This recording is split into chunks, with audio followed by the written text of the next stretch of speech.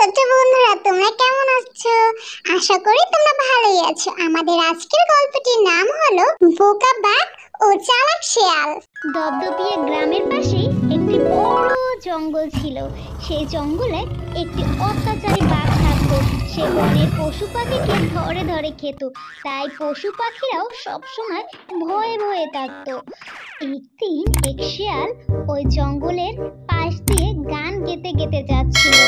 আরে বন্ধু কালাচাঁদ, ওহে মায়ারা ডাইনি, পিরিতি শিখায় আমায় পাগল করিনি, পিরিতি শিখায় আমায় পাগল করিনি। এমন সময় একটি টুনি পাখি শিয়ালের কাছে আসে এবং সে বলে, শিয়াল মামা, তোমার তো অনেক বুদ্ধি।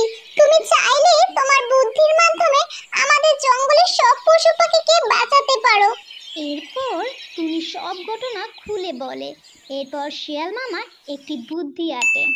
শিয়াল বাঘের গুহার সামনে গিয়ে জোরে জোরে কাঁদতে শুরু করে। শিয়ালের কান্নার শব্দ পেয়ে বাঘ তো খুবই রেগে গেল। কিরে বাচ্চা শিয়াল, তোর সাহস তো কম নয়, তুই আমার গুহার সামনে এসে আবার কাঁদছিস? আরে কান্না করছি কি আর সাধে, আমি তো তোমার কথা ভেবেই কাঁদছি। তুমি আমাদের বনের সবথেকে শক্তিশালী পশু, তোমাকে সবাই ভয় পায়।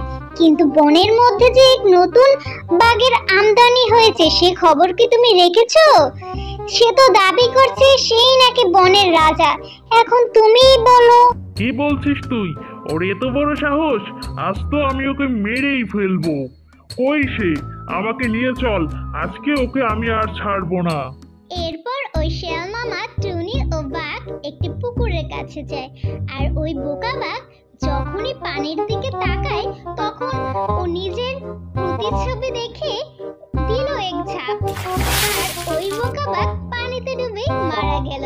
এভাবেই শিয়াল মামা তার বুদ্ধির মাধ্যমে বনের সকল পশু পাখিকে বাঘের হাত থেকে বাঁচায়। ছোট্ট বন্ধুরা, আমাদের গল্প